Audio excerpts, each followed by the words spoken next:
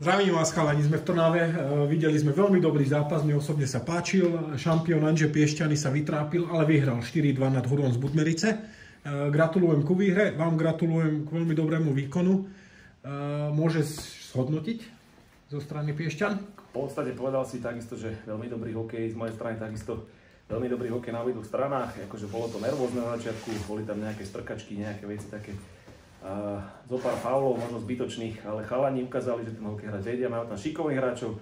Prvá polovica patrila suverénne Hurorom a druhá polovica, ja nehovorím, že by teda fyzicky odpadli, ale mal som pocit, že sme hrali trošku viac. V tej druhej polovici zase my, kdežto v tej prvej polovici nás nepustili absolútne k ničomu, len že sme tam mali 3 alebo 4 strely.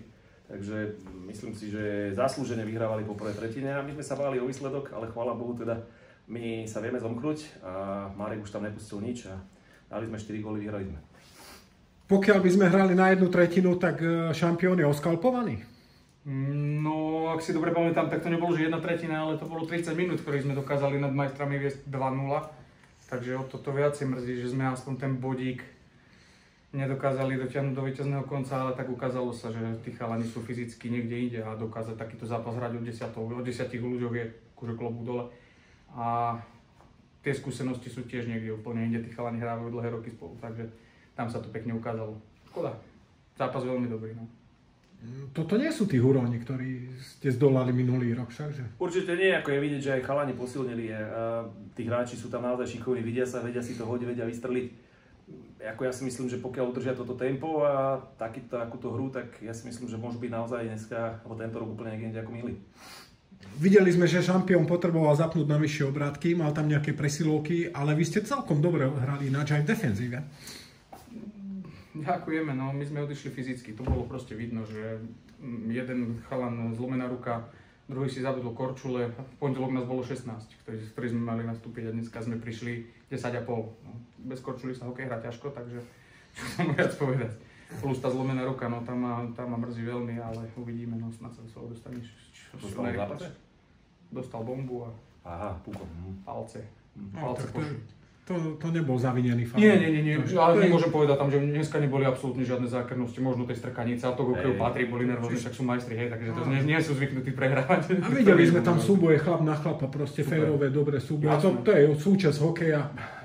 Nedá sa nikomu nič, akože dneska to, možno na pár drobných šarvátok, ktoré možno boli cez čiaru, tak to bolo naozaj, že v rámci nejakých tých mantinelov, ale každopádne hokej sa musel páčiť na obidvoch stranách.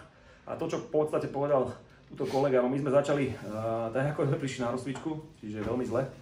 A ako toto chalanom hovoríme už dlhšiu dobu, že my by sme sa v podstate na ten zápas mali začať sústredovať nie tým, že prídeme 15 minút niektorí pred zápasom do kabíny, ale naozaj možno 3/4 hodinu, pol hodinu na to, aby sme si sadli, povedali, čo ideme hrať, prišli na tú rozcvičku odmakali, lebo niektorí na tej rozcvičke neboli, tak to bolo aj vidieť potom v tom úvode toho zápasu.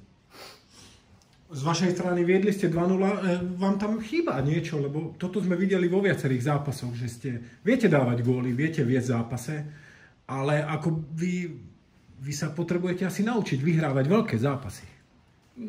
Neviem, akože v tejto sezóne sme moc takých zápasov nemali, s tými Topolčancami to bolo niečo iné a ak myslíš minulú sezónu, tak tu by som s touto vôbec neporovnával. Budeme hrať niečo úplne iné a niekto úplne iný, takže verím, že budeme príjemným prekvapením. Videli sme, že opäť ten výjazd Ultras, tí vás podporovali, dávajú vám naozaj tú energiu v zápasu. Niekedy to ide tým superom na nervy, ale možno, že to je to, čo žiadať od tých našich Ultras bláznov. Mali ste takmer domáce prostredie. To máme všade, či v Nitre, či v Senici. Stojí to za to. Akože je to naozaj dobrý pocit na srdci, keď vás naozaj príde niekto podporiť, možno z Budmerice až do Nitry. Ja si myslím, že keď podáte podobné výkony v ďalších zápasoch, tie výsledky prídu, lebo oni musia prísť, keď podáte takéto výkony. Po 2 rokoch by to bolo pekné. Myslím si, že váš čas ešte len príde, takže ste v progrese. Andrzej, vy od začiatku sezóny ťaháte všetko, čo sa len dá povyhrávať, hej? Či superfinále, či úvod sezóny, takže o týždeň si dáte oddych, budete oddychovať. Asi je to už na čase všakže? Tak určite áno, máme ešte nejaké dovolenky posledné naplánované. Ideme trošku za tým teplom, ale ako poviem na rovinu, že povieš, že ťaháme, no vieš, minulý rok sme tiež ťahali a potom to jednoducho prišlo. Niekoľkokrát som to povedal, že iba kapela vie vyhrávať za každým, takže Ja to poviem tak, že samozrejme každý chce vyhrať, každý chce vyťahnuť aj nás, ale ako pokiaľ my budeme mať dobrý deň a naozaj budeme hrať to, čo hrať vieme, tak ja nehovorím, že porazíme každého, ale naozaj vieme poraziť každého. No, ja si pamätám zápasy, kde ste už dostali na frak, bol som na nich nieraz, takže viem, že nie ste nezdolateľní. To je pravda, pozri, my sme len ľudia a tiež tak, jak ženy majú spojenie, chlapi majú spojenie a niekedy jednoducho naozaj tej druhej strane. Myslím si, že obidva zápasy s Zlatými Moravcami minulý rok boli také, že naozaj tí chalani hrali výborne, my sme sa len pozerali na to, čo oni hrali a tak to aj dopadlo.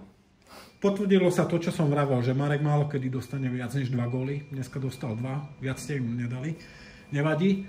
Ale o týždeň vás čaká výjazd do Nitry.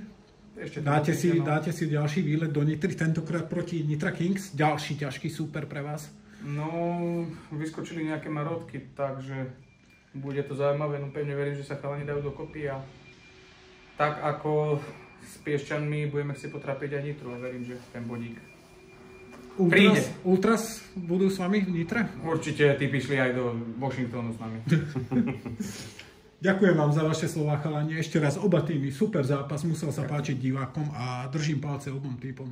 Pokračujte takto v sezóne a tie výsledky obom prídu. Či Piešťanom, vy ich máte a Huroni, vás čas ešte len príde. Ďakujem. Ďakujem za to. Díky. Díky, Haro.